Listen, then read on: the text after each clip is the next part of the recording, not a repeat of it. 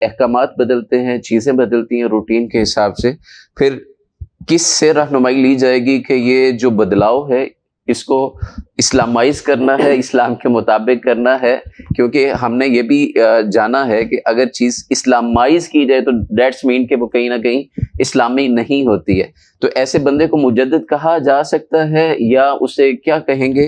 اور جو دین کے اندر یہ تجدید ہے اس کو اسلام کے مطابق کیسے دیکھتے ہیں آپ؟ جزاک اللہ ڈاکٹر صاحب. اسلام میں تجدید کا مطلب سمجھنے کی ضرورت ہے. بہت سے ہمارے معاشرے میں مجدد کا لفظ بولتے ہیں لیکن ان کو مجدد کے لفظ کا مطلب ہی نہیں معلوم ہوتا کہ مجدد کہتے ہیں کہ اس کو ہے، مجدد ہوتا کیا ہے. تجدید دین کی تبدیلی کا نام نہیں ہے، یا دین میں کمی بیشی کا نام تجدید نہیں ہے، یا دین کو اپنی مرضی اور عوام کی خواہشات کے مطابق ڈال دینے کا نام تجدید نہیں ہے. ٹھیک. تجدید کا مطلب ہے ایک چیز دین کی ہے، کتاب اللہ میں موجود ہے، اس کی دلیل سنت رسول اللہ صلی اللہ علیہ وسلم میں موجود ہے، صحابہ کی زندگی میں موجود ہے، لیکن کچھ دیر سے وہ لوگوں کے اندر مفقود ہو چکی ہے، ناپید ہو چکی ہے، اس پر عمل چھوٹ چکا ہے. ٹھیک. لوگوں کے عملوں سے نکل چکی ہے وہ. اب عملوں سے نکلنے کی بہت ساری وجوہات ہو سکتی ہیں، تو کسی بھی وجہ سے وہ عمل سے نکلی ہے. اب ایک شخص آتا ہے اور وہ دوبارہ اس جو لوگوں کے عمل سے نکل چکی ہے یا لوگوں کے ذہنوں سے جو چیز اتر چکی ہے اس کو معاشرے کے اندر عام کر دیتا ہے. اس کو کہتے ہیں مجدد. اس کا نام ہے تجدید. تجدید کا مطلب ہرگز یہ نہیں ہوتا کہ اللہ کے دین کو، اللہ کی وحی کو لوگوں کی مرضی کے مطابق، اپنی مرضی کے مطابق، اپنی خواہشات کے مطابق ڈالنا شروع کر دیں اور کہیں کہ یہ جناب یہ معاشرے کی ضرورت ہے. لوگ اسی بنیاد پر کرتے ہیں نا، یہ معاشرے کی ضرورت ہے، اور وہ اللہ کے دین کے بالکل مقابلے میں ایک نئی چیز لا کر کھڑی کر دیتے ہیں. جی. تو یہ تجدید نہیں ہوتی. تجدید ہوتی ہے کہ ایک بھولی ہوئی چیز کو، جس پر عمل نہیں ہو رہا تھا، اس کو دوبارہ سے لوگوں کے عمل کے لیے پیش کر دینا، یہ ہے تجدید. اور ایسا کرنے والا شخص اس کو مجدد کہا جاتا ہے. ٹھیک ہے. تو اس کے لیے پھر میں اب مفتی صاحب آپ کی خدمت میں آتا ہوں. پھر اس کے لیے جو تجدید کرتا ہے یا جس سے یہ رہنمائی لی جاتی ہے اس کو کیا لامحالہ طور پہ کہیں نبی کے منصب پر فائز کیا جا سکتا ہے؟ جیسے رسول اللہ صلی اللہ علیہ وسلم کے بعد دعوی نبوت کرنے والی ایک بڑی تعداد مختلف نام موجود ہیں، رسول اللہ کے زمانے میں بھی، بعد میں بھی اور اب بھی. تو کیا ان کو کہیں نہ کہیں دین میں عزت اور مقام حاصل ہے؟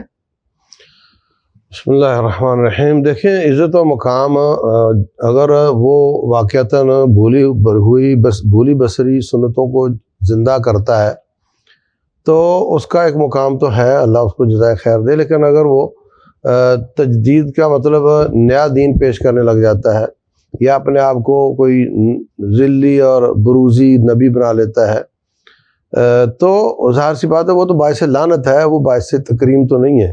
اس پر تو رب کی پھٹکار ہے. اور جو دین کو ہی آگے پھیلاتا، آسمان سے آنے والے کو، اور اس کے ہی جو بھولے بصری چیزیں ہیں ان کو تازہ کرتا اور زندہ کرتا ہے، وہ قابل ستائش ہے. ٹھیک.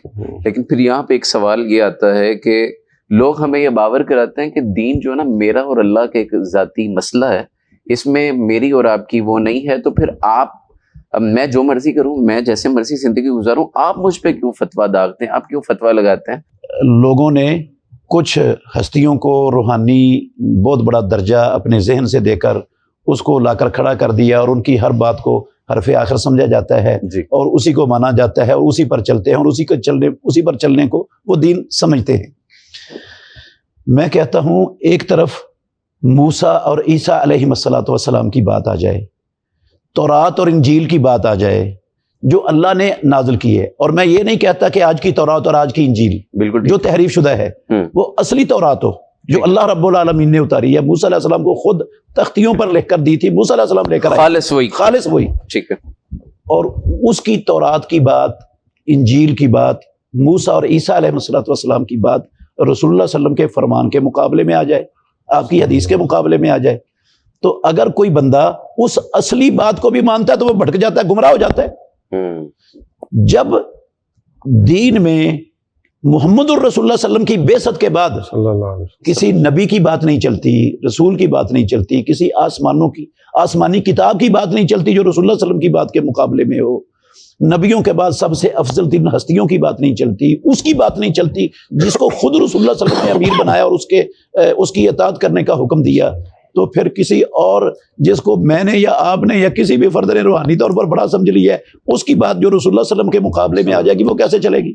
قرآن کے مقابلے میں آ جائے گی، رسول اللہ صلی اللہ علیہ وسلم کے مقابلے میں آ جائے گی، کیسے چلے گی؟ امام ابو حنیفہ، امام مالک، امام شافعی، امام احمد بن حنبل، یہ ہمارے امام ہیں، ہم ان سب کی عزت کرتے ہیں، احترام کرتے ہیں، ان کے درجات کی بلندی کے لیے اللہ سے دعا کرتے ہیں، لیکن ان کی بات جب رسول اللہ صلی اللہ علیہ وسلم کے فرمان کے یا قرآن مجید کی آیت کے مقابلے میں آ جائے گی تو وہ نہیں مانی جائے گی۔ ان کا مقام اپنی جگہ پر، لیکن یہ جو حیثیت ہے نا دنیا میں کہ جس کی کسی بات کو رد نہیں کیا جا سکتا، یہ حیثیت صرف محمد الرسول اللہ صلی اللہ علیہ وسلم کی بس۔ اور اگر ہم کسی اور کو اس حیثیت پر لا کر کھڑا کریں گے تو پھر ہم صراط مستقیم سے ہٹ جائیں گے، گمراہی کے راستے کو اختیار کر لیں گے، اور پھر اس کے آگے وہ جس کو بنائیں گے اس کو نبوت کے درجے پر بھی لا کر کھڑا کر دیں گے۔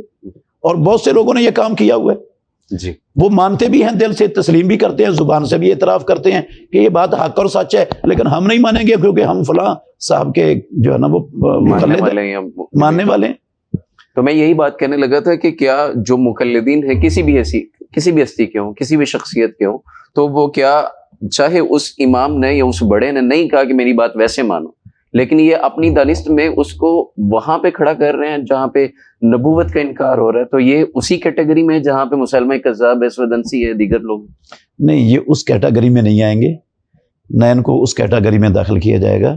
انہوں نے انکار کیا، انہوں نے انکار نہیں کیا، انہوں نے محمد الرسول اللہ صلی اللہ علیہ وسلم کے ختم نبوت کا انکار کیا۔ ٹھیک ہے، یہ ختم نبوت کے ماننے والے ہیں، اقرار کرنے والے ہیں، لیکن ان کے اندر یہ ایک گمراہی شیطان نے پیدا کر دی ہے اور ان کے اندر پھیلا دی ہے، اور وہ پھیل چکی ہے اور عام ہو چکی ہے، جس کا ان کو بھی پتہ نہیں ہے کہ ہم کس گمراہی کا شکار ہو چکے ہوئے ہیں۔